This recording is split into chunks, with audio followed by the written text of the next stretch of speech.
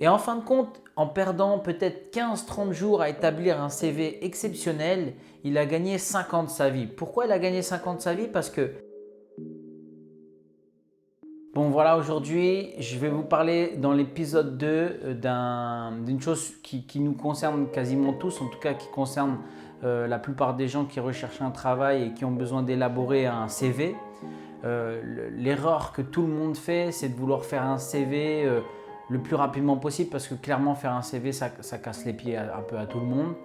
Et dans le livre de Napoléon Hill, là, il donne encore quelques conseils pour élaborer un CV. Donc il y en a que je vais passer brièvement parce que c'est des choses qu'on fait déjà et qu'on sait faire. Mais il y a des choses que je vais souligner et que je veux bien mentionner parce que je pense que ça vous permettra de vous démarquer du lot. Donc la première instruction, elle est simple, c'est d'établir brièvement et clairement les écoles et que vous avez fait, etc. En 2, c'est l'expérience de votre vie. Et en 3, c'est les références. Alors ça, je vais le souligner parce que c'est vraiment important. En gros, dans le paragraphe référence, il dit si vous avez fait un job, n'hésitez pas à demander des lettres de recommandation et de les mettre dans votre CV, de les mettre dans votre candidature tout simplement. Si ça s'est bien passé, dites à votre responsable, s'il te plaît, est-ce que tu peux me faire une lettre de recommandation en disant que pendant les 2 ans où j'étais chez vous, ou 1 an, ou même 6 mois, tout s'est bien passé, j'ai été quelqu'un de discipliné, j'étais quelqu'un qui était à l'heure, etc. En 4, la photographie. Bon, ça on sait très bien, c'est important de mettre une photographie sur votre CV. En 5, il dit solliciter un emploi précis. Effectivement, certains font l'erreur de se dire, bon, peut-être que je vais postuler dans tel domaine et dans tel domaine. Et du coup, ils font un CV qui est assez général, qui n'est pas très précis. Et comme dit le dicton, si vous voulez vous faire aimer par tout le monde, vous allez être aimé par personne. Donc, c'est mieux de vouloir cibler quelque chose de bien précis, quelque chose qui vous correspond et de tourner votre CV de cette manière-là. C'est comme moi, par exemple, je fais de la photo, je fais de la vidéo. Mais imaginez, je suis sur mon site internet, je fais de la photo de mariage et de la photo d'entreprise. Et franchement, je peux faire 1 milliard de photos. Photographe, c'est très vaste. On peut faire de la photo culinaire, de la photo de bébé, de famille, etc. Et si sur mon site internet, je mélangeais toutes ces photos-là, des gens qui viendraient pour un mariage, ils auraient du mal un peu à se projeter et à se dire ah, c'est lui qu'il nous faut parce que c'est un spécialiste du mariage. Je ne me démarquerai pas à travers mon travail. Par contre, si je fais un site internet qui est vraiment dédié que au mariage et qu'on rentre dans mon univers, effectivement, les gens qui vont venir vers moi, ils vont se dire putain, j'arrive à me projeter, il nous raconte une histoire, etc. Et là, je vais me démarquer des autres, en tout cas de ceux qui veulent un peu tout faire. Et c'est un peu pareil dans votre CV. Donc, n'essayez pas de vouloir viser tout le monde. Vous avez certainement des qualités et accentuez-les. En 6, il dit indiquez les qualifications que vous possédez pour cet emploi. Ouais, bon, en gros, indiquez vos qualifications. Effectivement, non seulement vous avez choisi une niche, vous avez choisi un chemin, un poste bien précis. Comme vous avez ciblé un poste bien précis, vous allez savoir exactement les qualifications qu'il va falloir pour remplir les tâches de ce poste. Et donc, mentionnez les qualités que vous allez pouvoir apporter dans ce poste bien précis. En 7, il dit offrez du travail à l'essai. En gros, si vous pensez vraiment faire l'affaire, proposez à l'employeur de venir travailler, même gratuitement s'il faut. C'est toujours mieux de travailler gratuitement 1 semaine et de montrer que vous êtes capable pour pouvoir rester dans une bonne boîte sur des années que de rester plusieurs semaines chez soi à pas travailler. Dans tous les cas, vous n'allez pas gagner d'argent. Donc que vous êtes chez soi, que vous êtes chez vous ou pas, vous n'allez pas gagner d'argent. Donc vaut mieux être chez un employeur en train de bosser et lui montrer que vous avez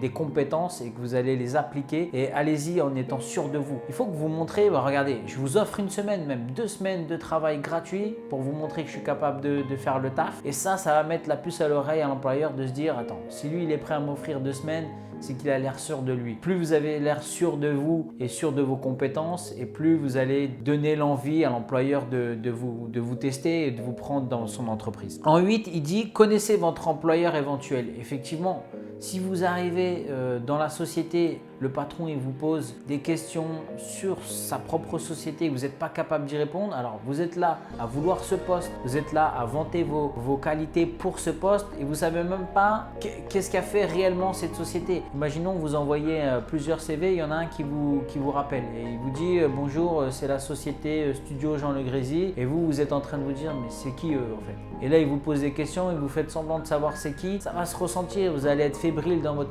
Alors que si vous avez bien étudié Studio Jean-Luc Grézy, qu'est-ce qui va se passer? Vous allez vous dire, ah oui, la société de photographie et vidéo de mariage et d'entreprise, ah oui, oui, ok, là vous allez pouvoir échanger, ah, j'ai beaucoup aimé votre site internet, il est très clair, il est bien tourné, puis j'ai bien aimé tel et tel produit, etc.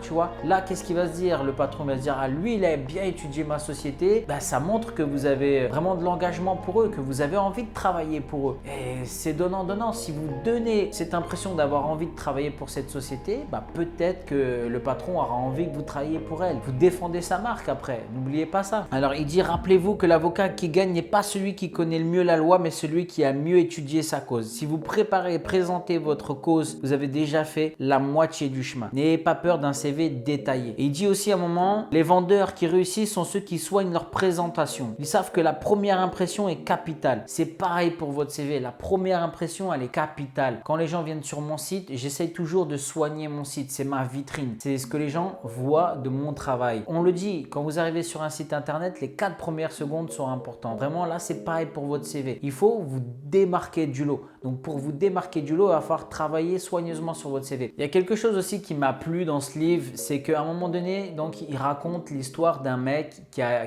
postulé à multiples reprises et qui avait aucun retour. Et la mère de ce jeune homme a décidé de faire un CV, mais vraiment hautement détaillé, prendre son temps. Ils ont mis plusieurs jours à faire ce CV, vraiment plusieurs jours. Autant que vous allez vous mettre peut-être 1 heure ou 2 à établir votre CV, eux, ils ont décidé de mettre plusieurs jours à établir ce CV. Il était vraiment détaillé, il mettait en avant son histoire, son parcours, étape par étape, ses choix, etc.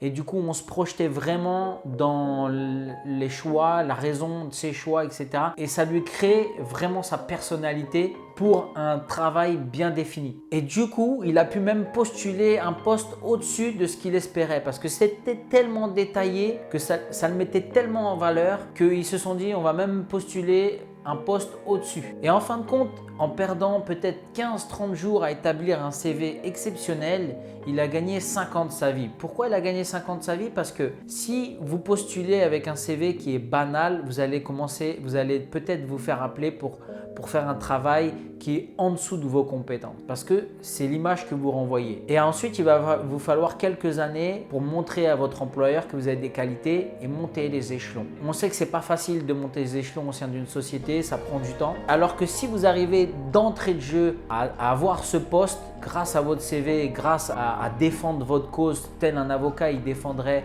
sa cause en cour d'assises et que vous arrivez dès l'entretien à obtenir le poste qui est au-dessus, ben vous gagnez 5 ans. Donc en fait, vous pouvez perdre 30 jours d'un côté à établir votre CV, mais vous pouvez gagner 5 ans. 5 ans qu'il vous aurait fallu pour monter en grade et montrer à votre employeur que vous êtes fait pour le poste du dessus. D'entrée de jeu, montrez que vous êtes fait pour le poste, le meilleur poste que vous voulez, celui que vraiment vous avez envie de choper. Donc il faut vraiment vous donner les moyens et prendre le temps d'établir un CV qui est parfait et ensuite défendre votre cause en face à face avec les règles que Napoléon Hill mentionne dans ce livre et que je viens de vous faire part. Donc j'espère que ces petits conseils vous seront utiles. J'espère vraiment que cette vidéo vous a plu.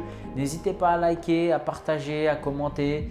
Vraiment, je fais ces vidéos-là dans le confinement le plus total en ce moment, comme vous savez. C'est assez spontané, c'est des choses que je n'ai pas préparées. Je me suis dit que j'allais vous partager mon expérience au sein des livres que je lis.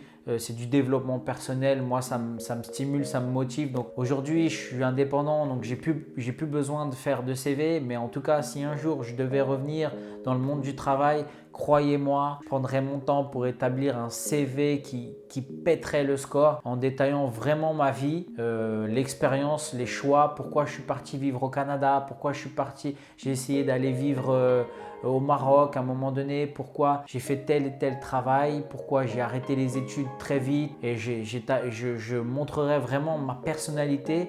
Il faut vraiment mettre de l'humanité dans votre CV, surtout c'est ça, ça c'est pas écrit dans le livre, mais je pense que c'est vraiment important de mettre de l'humanité et de montrer vraiment votre personnalité, montrer qui vous êtes. Vous êtes forcément quelqu'un de spécial et ça, il faut le mettre en avant.